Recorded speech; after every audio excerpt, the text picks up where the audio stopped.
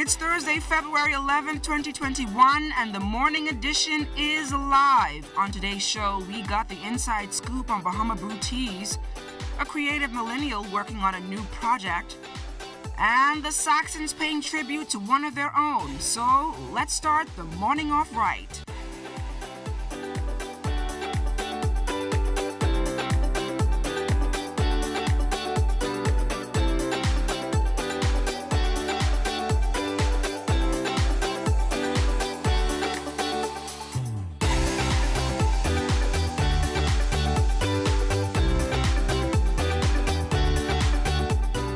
Your heart is the most powerful organ. Good morning and welcome to the morning edition. I'm LaDawn Davis. And I'm Charles Fisher. So Fisher, we got a special show coming up this morning. We have Bahama Brew. He's in the house. Brew, Anwar knows he's going to tell us about these teas. Yes, we're going to give him all the highlights and let him talk about it. But I like that introduction. The heart is the most powerful organ of the body. Yes, it does everything. Where do you come up with these quotes? It does everything. Where do you come up with these quotes? I get them from a reliable source. I won't reveal my source, but yeah, I get those special quotes. Yeah, all those catchy notes you hear before the news, they're all LaDawn. And I've been sitting here and just watching and saying, yeah, that's a catchy one. The heart is the most powerful organ. Because it does everything. It keeps everything flowing. I'm sure you are aware of that. And you know, Valentine's Day is coming up. This is Heart Month. This is Valentine Month. It's all about the heart, and I have a big heart, you know that. Yes, definitely. So what are you going to be doing for the ladies for Valentine's Day, even though we won't be here? You still asking about the ladies in the newsroom? Because Valentine's Day is really, well, I won't say really for us, but, you know, we play a critical role in Valentine's All the men that works on this morning edition show, I'm going to go around today, we're going to collect some funds, and then we're going to see how much we come up with. Now, according to how much we come up with, that's what we'll do for you. We don't know if it'll be breakfast, we don't know if it'll be brunch, or snack, or potato chip, or salty sausage, but it's going to be something. But I know you're going to give us pennies, right? You're going to give pennies. No, I turn them in, so you turn them in already? You lost on that one. What, 20, 50, 10, 5, $1, a quarter. 50 cents? Well, this morning we have the weather, but first, before we go to that, we're going out to the streets, and that's where we find our Antoinette Smith. Good morning, Antoinette. The traffic report is sponsored by Bahamas First. First in insurance, today, tomorrow. Good morning to LaDawn and Fisher, and good morning, Bahamas. Your Thursday morning traffic report comes to you live from University Drive and Moss Road. Now, this intersection is not too busy, but it's about to come alive in a few, with this being one of the main intersections in New Providence. Joining me this morning is Constable Prince Dean of the Royal Bahamas Police Traffic Division. Thank you so much for joining us. How are you this morning? Good morning. Good morning, Bahamas. For over the 24-hour shift, we've had 6 traffic accidents involving vehicle damage only. That'll be 5 and 1 where a person was injured. However, that was a single car collision where that person was injured. We advise road users to watch their defective vehicles. Most of you are riding around with bald tires. You want to watch out for that, because you can cause yourself to get involved in an accident. All right, and those of you who are distracted by these cell phones, I want to continue to advise you that do not use your cell phone or your electronic communication device while operating your motor vehicle, all right? All right, well, this has been your first look at traffic for this morning. That's all the time we have for now. We want to remind you to drive safe. Back to you in studio, Fisher and LaDawn. Thanks a lot, Antoinette. Taking a look still on the outside. This morning, starting out in the low 70s, pretty good way to get up. Winds are out of the east-southeast at 7 miles per hour. In the extended forecast, those low 80s, holding for highs in the next 7 days. That should be good for beachgoers. Next time, low in the high 60s and low 70s. Well, let's take a look now at stories making news headlines. Former Deputy Prime Minister Peter Turnquest announced yesterday that he has officially withdrawn his candidacy to represent the Free National Movement in the next general election. The Member of Parliament for East Grand Bahama made the announcement in a statement issued late yesterday. Turnquest underscored that serving the people of East Grand Bahama has been one of the greatest privileges of his life. He maintains this difficult decision is based solely on his commitment to bolstering and supporting the Free National Movement as the party continues the work of rebuilding the country and ensuring its growth and development for future generations. The East Grand Bahama MP boasted that the Free National Movement, with its transformative agenda, remains the best conduit for the advancement of the Bahamian people and democracy, and he is proud of the work the F&M government has done this term. An expanded national voter registration drive was launched on Wednesday, and with digital technology now in the forefront, some changes may be coming soon in the voting process. There is reference to the biometric plastic card in the amendments to the Act. At this time, we are continuing with the use of the paper card, and as it is also outlined in the amendments to the Act. Certainly, ongoing discussions continue as it relates to how do we continue to improve this exercise. And so those are part of our ongoing discussions, but I reiterate that at this time, emphasis are being placed on ensuring that voters are provided with the opportunity to come in and register and take advantage of the services that we offer. Minister of Financial Services, Trade and Industry and Immigration, the Honorable Ellswood Johnson, led off debate in Parliament Wednesday on a bill for an act to amend the Court of Appeal Act. The legislation will pave the way for the appointment of an assistant registrar at the Court of Appeal. He explained why that post is so important to the efficient administration of justice in this country. There's been the need, Mr. Speaker, as the court has indicated, for an assistant registrar to assist the registrar in the performance of its duties. So, Mr. Speaker, Section 1 is the short title of the Act. Section 5A is the section that introduces, allows the Governor General, in accordance with the advice of the Judicial and Legal Services Commission, to appoint a person to assist the registrar of the Court of Appeal in the performance of the registrar's duties. And then the other amendments, Mr. Speaker, just inserts where you have registrar and deputy registrar, it inserts assistant registrar. In his contributions to proceedings in the House of Assembly on Wednesday, Environment Minister the Honorable Ramon Ferreira weighed in on the Bahamas Petroleum Company's unsuccessful oil drill attempt.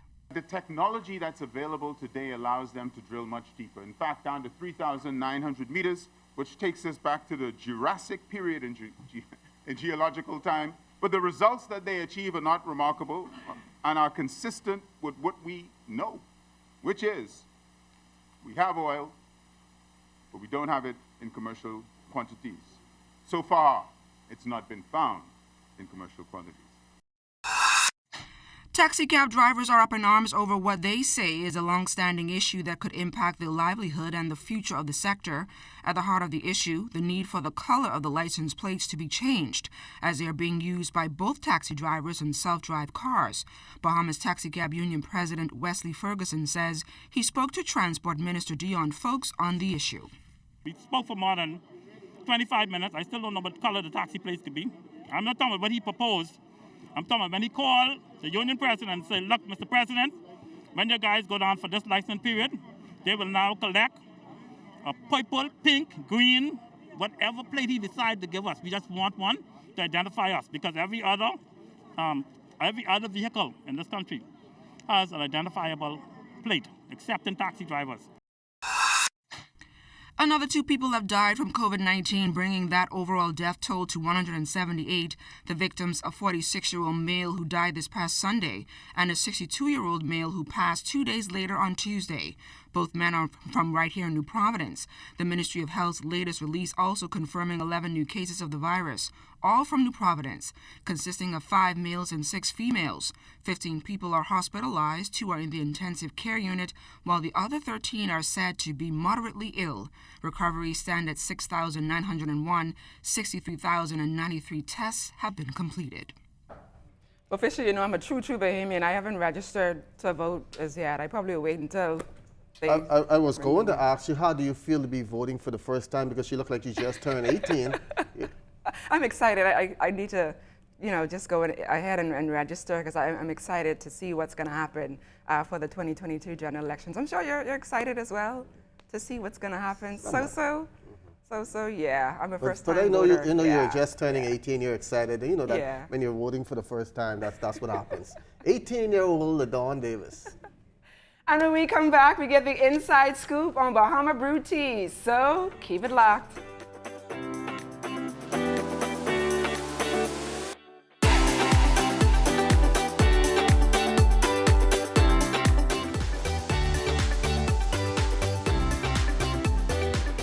COVID-19 has put a huge dent in the normal operations of some businesses, and the Morning Edition team has been highlighting some of them that managed to stay afloat despite it all. Bahama Brew is a Bahamian-owned and operated beverage company producing plant-based, ready-to-bottled iced teas. Since the product launched in 2015, Bahama Brew teas have gained popularity, competing head-to-head with international and local beverage brands.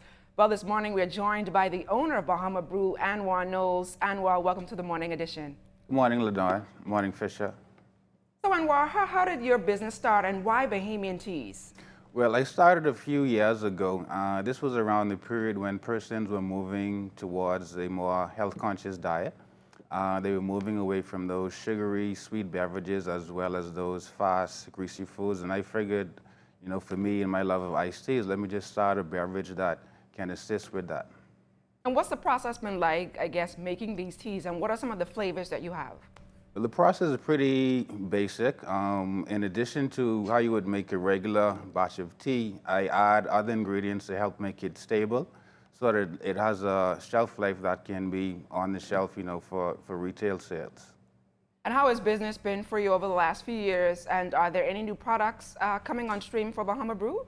The last few years has been really good. I've seen where sales have gradually increased over the time. A lot of feedback from the customers and the persons who drink it, they really, really like it.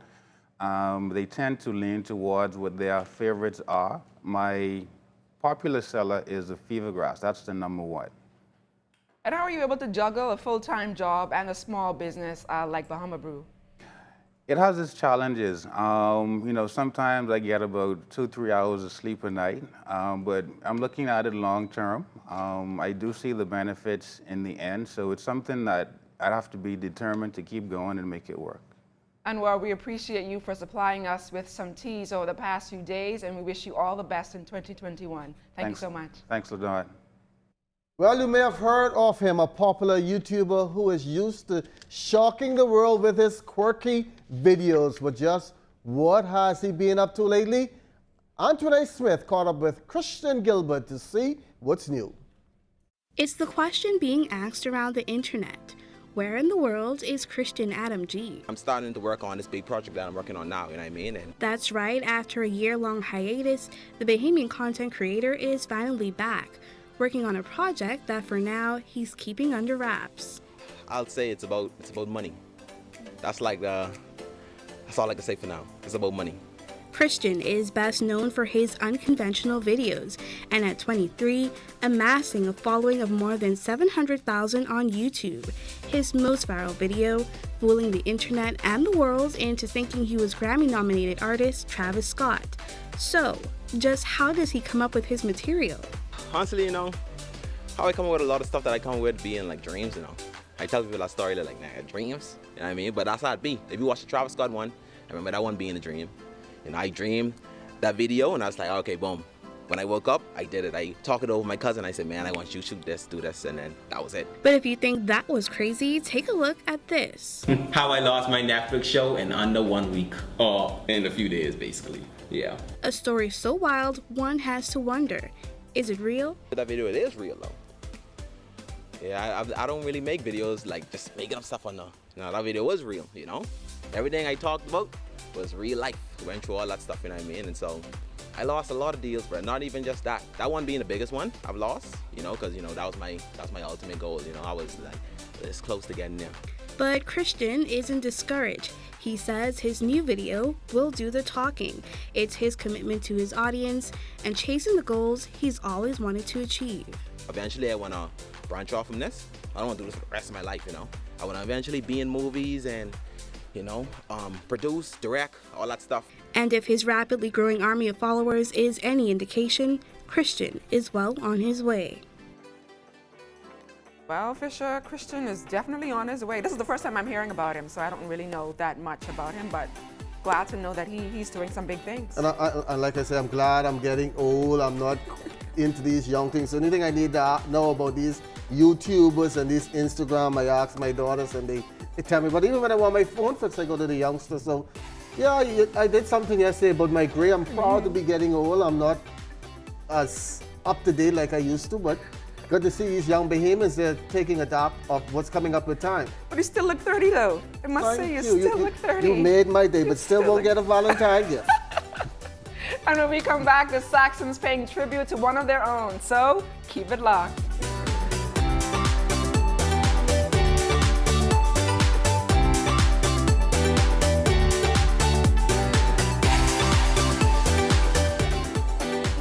Since winning the 2020 New Year's Day Junk Canoe Parade, the last Junk Canoe Parade we held before the pandemic hit, there has not been anything to celebrate for the Shell Saxon Superstars, as they, like many other groups, have lost members. Driving through Mason's Edition, better known as Saxon's Way, its ultimate tributes to their departed co-leaders. Tributes can be seen on the lampposts. This one for Willis Kool-Aid Bain, right in front of the shack that he did most of his masterpieces, a giant banner. Leader of the Shell Saxon Superstars, Percy Villa Francis, tells us how the Junk Canoe legend came to be. Kool-Aid Bain was a charismatic figure in the organization of the Shell Saxon Superstars. He admired us when we got our first Boxing Day win in 1972. And he always talked about that time when he saw us, and he always wanted to be a Saxon, and that he became.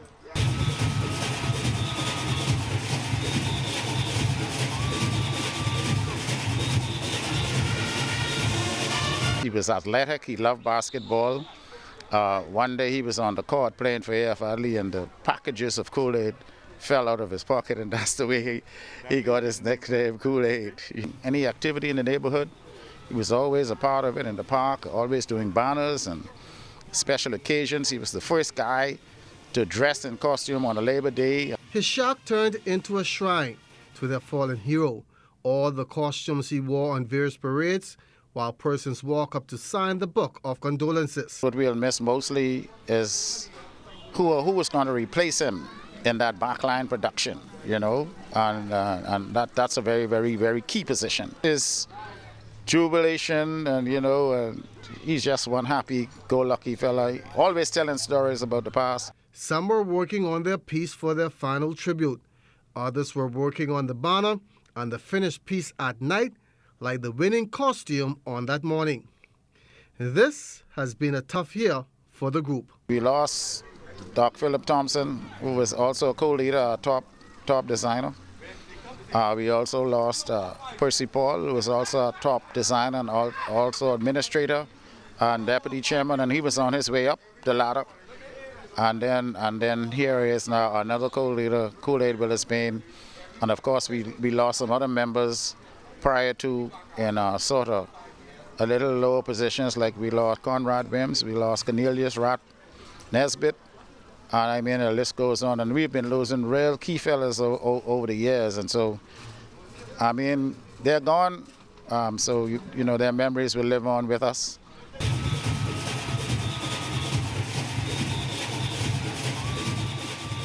Bishop, when is the funeral for Willis Bain? The funeral for Kool-Aid will be held tomorrow. And like many other Junk Canoe groups, they've lost a lot because Big Jew, you know, Big Jew, the man of the valley, who are we? Who are we? His funeral is Saturday.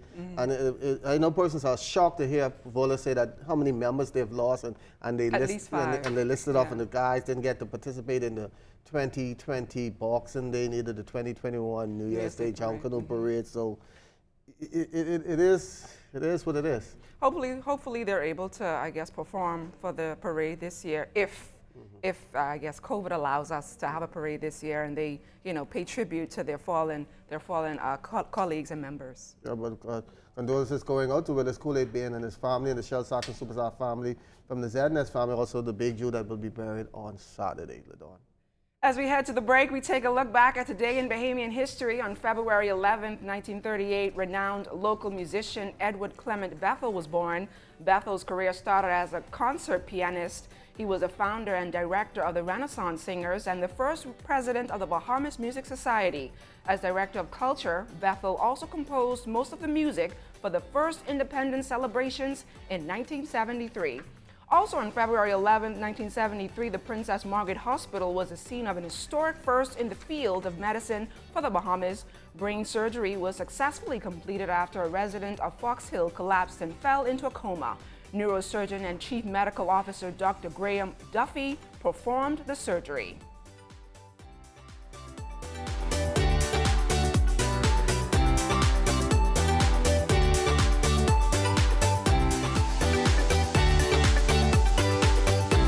Sydney Clark and the University of Alabama Birmingham Blazers women's tennis team picking up their first win of the season yesterday over Mercer 5-2. Clark started off with a loss in doubles 7-6 with partner Megan Bertranos, but in singles, Sydney got the ball bouncing, got off to a slow start, but would battle back for a three-set win, 3-6, 6-4, and 10-4 in the tiebreaker. The Blazers play again on Sunday against Alabama A&M. Meantime, Sierra Donaldson and the Lee University Flames women's team also in the win column yesterday, pulling the upset 4-3 over 23rd ranked team in the NCAA Division II, Tusculum. Donaldson teamed with Carly Sickner for a 7-6 win in doubles. Sierra won her singles match in straight sets 6-3 and 3. 2-0 on the season. The Flames now off until next week, Thursday, when they play Shorter University. Our Valentine's Day show tomorrow. We have Dyson and Wendy's night in the house. Looking forward to tomorrow. I want everybody to tune in at 7 o'clock. It's going to be an hour show. We have, like you say, Dyson is going to put on a performance with this. Then we have a relationship expert. She's coming in to talk about relationships and what we should do to keep them spicy and to maintain them and all that good stuff. You also have one of the longest married couples. They were 10, well, they are decade old. They're going to be 11 years old come October, I think it is. So you may want to stay tuned to hear how they make sure stay tuned, you know. This will be the first Valentine for Mistress Johnson. I did an interview with her. The first Valentine without her husband. You know, her husband is singing policeman every year from 1998. He's been singing to her. This will be the first time that they will not spend Valentine together. I did a story with her, very emotional. I want to make sure persons stay tuned to that. Tomorrow's going to be an exciting show. And guess what? You're going to be dressed up in all your red, white, and pink. And I have a special suit that was made by Unitha Sherman and Linda Sands that I'm going to wear tomorrow. It's not pink, and I don't want to let it out. I'm going to be wearing pink, pink, pink, red, red, red. And white. Pink, red, and white. So you're going to mix all of those colors together and do a Frank Hanna. And I have a special gift for you as well, despite since you admired me so much and told me that I look 30. I made a call while we were on the break that I don't know if I need a big freight truck to bring this gift that I have for you. Okay. We're going to see how that goes tomorrow. So we're looking forward to that. We also have a big surprise that's going to be here on the table. So you have to stay tuned tomorrow's show to find out what we have. It's Valentine weekend, but we're starting it off right here tomorrow at 7 o'clock on the morning edition. We look forward to that. And that does it for us this morning. For the entire team, I'm LaDon Davis. And I'm Charles Fisher. Have a great morning, everyone.